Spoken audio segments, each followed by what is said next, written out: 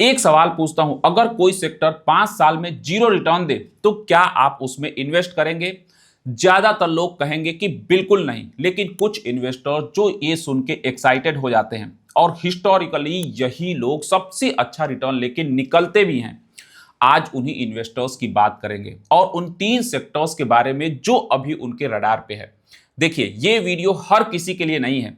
अगर आप short term gain ढूंढ रहे हैं तो ये आपके लिए नहीं है। अगर आप 10-20% करेक्शन पे घबरा जाते हैं तो ये आपके लिए नहीं है। लेकिन अगर आप एक कॉन्ट्रा इन्वेस्टर्स हैं जिसके पास 3 से 4 साल का टाइम होराइजन है, वॉलेटिलिटी को हैंडल करने का क्षमता है और पेशेंस है, तो अगले कुछ मिनट आप ध्यान दीजिएगा।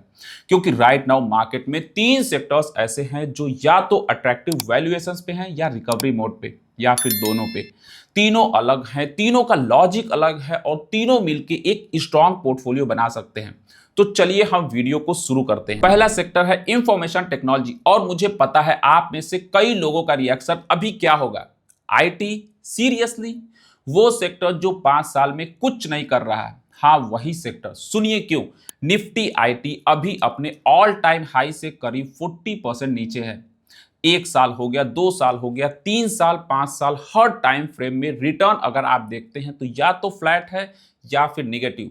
ज्यादातर इन्वेस्टर्स इस सेक्टर्स को अभी अपने वॉच लिस्ट से हटा दिया है, पूरी तरीके से इग्नोर है ये सेक्टर। लेकिन यही वो मोमेंट होता है जब वैल्यूएशन इंटरेस्टिंग बनती है, वैल्यूएशंस अट्रैक्टिव होती है। अभी आईटी कंपनीज 14 से 16 टाइम अर्निंग पर ट्रेड कर रही हैं। ये सुनने में आपको नॉर्मल लगता है जब तक आप ये नहीं जानते हैं कि इन कंपनीज का 3 साल का हिस्टोरिकल एवरेज पीई करीब 27 था। मतलब same company, same business, same global client आज अपने हिस्टोरिकल एवरेज के ऑलमोस्ट आधा प्राइस पे अवेलेबल हैं। तो मार्केट इन्हें इतना डिस्काउंट क्यों दे रहा है? सबसे बड़ा सवाल है, एक वर्ड है एआई। मार्केट का कंसर्न ये है कि आर्टिफिशियल इंटेलिजेंस उस मॉडल को फंडामेंटली डिसरप्ट कर देगा जिस पर इंडियन आईटी कंपनी जो है वो टिकी हुई हैं। लोगों की हायरिंग करना हो गया, प्रोजेक्ट की डिलीवरी हो गया, बिलिंग हो गया।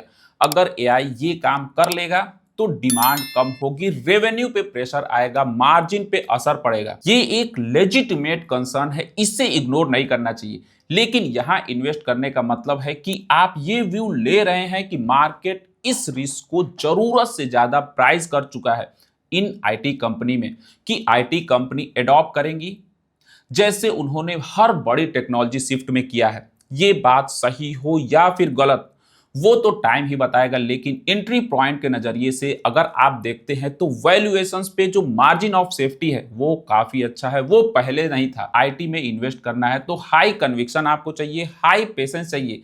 लेकिन अगर आपका थीसिस काम कर गया तो अपसाइड पोटेंशियल है वो काफी अच्छा है। अब एक जरूरी सवाल, अगर आईटी का थीसिस गलत हो गया तो, अगर मार्केट और नीचे चला गया तो क्या आपके पोर्टफोलियो में कोई ऐसी चीज है जो उस सिनेरियो में आपको प्रोटेक्ट करे? अगर नहीं है तो दूसरा सेक्टर हमने इसीलिए रखा है। दूसरा सेक्टर है एफएमसीजी। और मैं जानता हूं एफएमसीजी सुनकर एक्साइटिंग नहीं लगता है, आपको एक्साइटमेंट नहीं होता है। कोई नहीं कहता कि यार मैं हिंदुस्तान यूनिलीवर में इन्वेस्ट किया, बहुत रोमांचक था, काफी इंटरेस्टिंग था। लेकिन इन्वेस्टिंग में एक्साइटिंग और इफेक्टिव दोनों बहुत अलग चीज होते हैं। एफएमसीजी का पोर्टफोलियो में एक्साइटमेंट लाना नहीं है, इसका काम है आपके पोर्टफोलियो को स्टेबिलिटी देना। और अभी ये सेक्टर उसी काम के लिए एक अट्रैक्टिव एंट्री पॉइंट पर है। एफएमसीजी अभी आपको हिस्टोरिकल एवरेज की तुलना में काफी कम वैल्यूएशंस पे ट्रेड कर रहा है, काफी अच्छा वैल्यूएशंस है। रीजन ये है कि रीसेंट ईयर में कंज्यूमर का जो ग्रोथ है वो डिसअपॉइंट किया है। मार्केट ने इसे री रेट किया है, आपको नीचे आते हुए देखने को मिला है। लेकिन इन बिजनेस का फंडामेंटल नेचर नहीं बदला है। लोग हर महीना इन प्रोडक्ट्स को खरीद रहे हैं, चाहे आपको रिसेशन देखने को मिले, चाहे मार्केट में करेक्शन देखने को मिले या फिर इकोनॉमी में अनसर्टेनिटी देखने को मिले, लोग इनका प्रोडक्ट्स को खरीद रहे हैं। कंज्यूमर की डिमांड स्ट्रक्चरली स्टेबल रहती है और जब भी रूरल इनकम इंप्रूव होता है, जब इंटरेस्ट रेट नीचे आएगा और जब भी कंज्यूमर का जो साइकिल है वो टर्न करेगा, ये सेक्टर आपको धीरे धीरे और कंसिस्टेंटली अच्छा रिटर्न देगा। इसे पोर्टफोलियो का ग्रोथ इंजन आप मत समझिए, इसे आपको क्या समझना है, एफएमसीजी पोर्टफोलियो का वो हिस्सा है जो टर्बुलेंस में आपको ग्राउंडेड रखता है, डाउन साइड प्रोटेक्शन देता है और आपको कंसिस्टेंटली रिटर्न देता है कम वॉलेटिलिटी के साथ। अब तीसरा सेक्टर, ये ना आईटी जितना हाई रिस्क है, ना ही एफएमसीजी जितना स्लो। ये एक ऐसा सेक्टर है जो क्वालिटी में टॉप टियर है और अभी एक क्लियर रिकवरी फेज में इंटर कर रहा है। तीसरा सेक्टर है प्राइवेट बैंक का। इससे समझने के लिए सबसे पहले आपको कॉन्टेक्स्ट को समझना बहुत ज्यादा इंपॉर्टेंट है। पिछले 2-3-4 साल से private bank sectors largely sideways रहे हैं, अंडर परफॉर्म किया है।